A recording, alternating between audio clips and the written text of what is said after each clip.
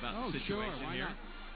You don't lose this. I mean, don't even get a shot. You're still playing. And now Pooh Williams is going to check in, but I don't think they got him in. It was too late, they said, for the buzzer to get Pooh Williams into the game. So now Stu's going to take the timeout, I guess, to get Pooh back into the game. So he takes the timeout so that can get Williams in.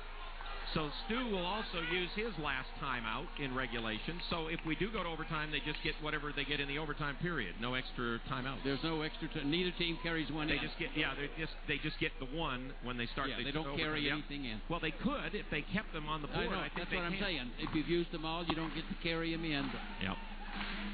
That was a factor back in my day. I don't remember timeouts very much, but we need to pause here before the overtime, or before the 2 seconds to go.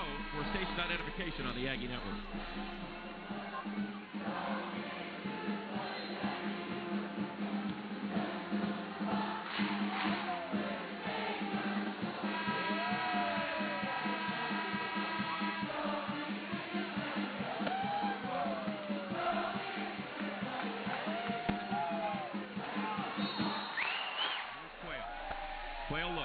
Quayle looks, goes low, finds Newbold, puts it up, didn't get it, then Wesley taps it in.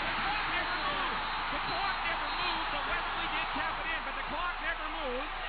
And again, Jim Boylan's mad at the scorer's table, but it's not it's the officials who start the clock. They don't start it. It's the officials. They don't start it. The officials, again, when they push the button on their deal, they're the ones that I think are supposed to start it. Now everybody, they'll go and see if there's enough time, is what they'll do. See if Wesley's tap-in will count. How are they going to know?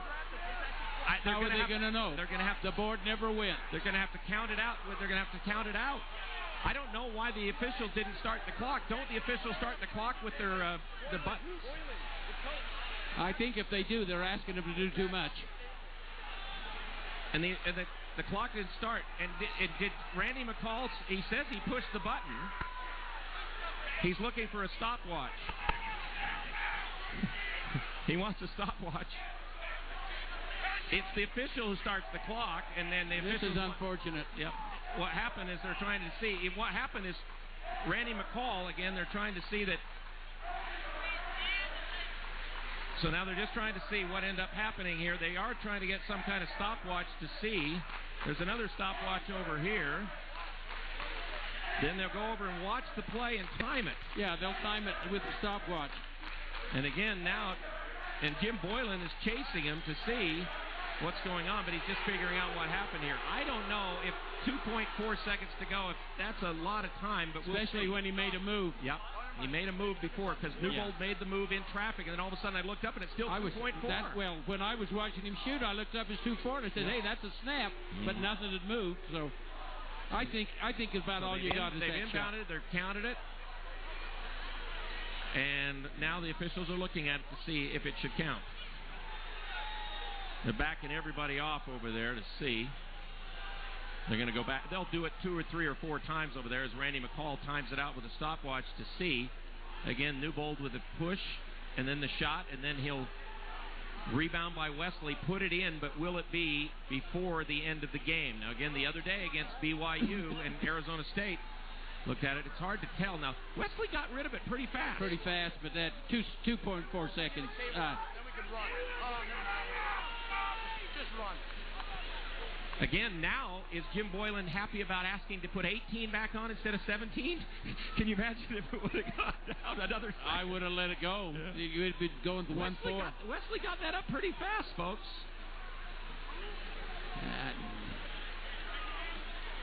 Modou Niang is checking into the game if there's any time left in the game to stop the end of the end of the event ushers. We got another 5 minutes to play, I think.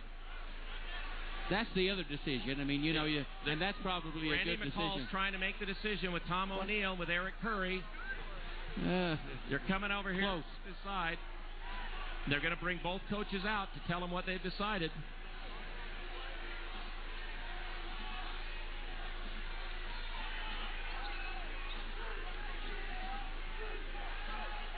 And the reaction, neither coach really reacting at all. They're being told what the decision was.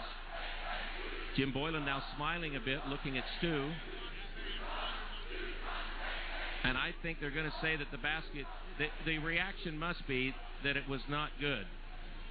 I think that's probably the best call. They're going to put .1 on the clock and say the basket's good? That's what I saw. There's something over here. .1 on the clock, so the basket's going to be good. They're going to put .1 on the clock, and the basket is good. Well, the game's over. So with .1 on the clock, the basket is good by Wesley with .1 on the clock. So really, you can't catch and shoot. No, you can't. The game's over. All they can do is throw it down to Neville and try to have him tap it somewhere in. You don't want to foul. The Aggies don't want to foul. They've got Moduni on into the game because of the size. So Wesley did make the shot in amount of the time to get it in. What they're going to do is they're going to throw it the length to Neville and up at the basket, and then they'll try to throw it over the basket to Neville and have him go up and just tap it. And they're going to either that or they're going to try to get the Aggies into a foul situation here. And Stu Morrill is schooling his guys on it right now. Yeah, I agree. The game's over. There's no way you can do it. So they counted it off with 2.4 seconds to go, and there was enough time. It took 2.3 for Ty Wesley to score. So this play right here that they're showing on the replay here, they inbounded, Newbold shoots, not good. Wesley taps it, 2.3 is what it took. He can run the baseline. Sean Green can. And Neville's in the middle of the court. Yeah, he's going deep. Oh, okay. He's going deep. Okay. They're starting him off in the center. And Green's going to throw it. He's going to come and pick. Okay. So let's see what happens here. Here's Green. There he comes.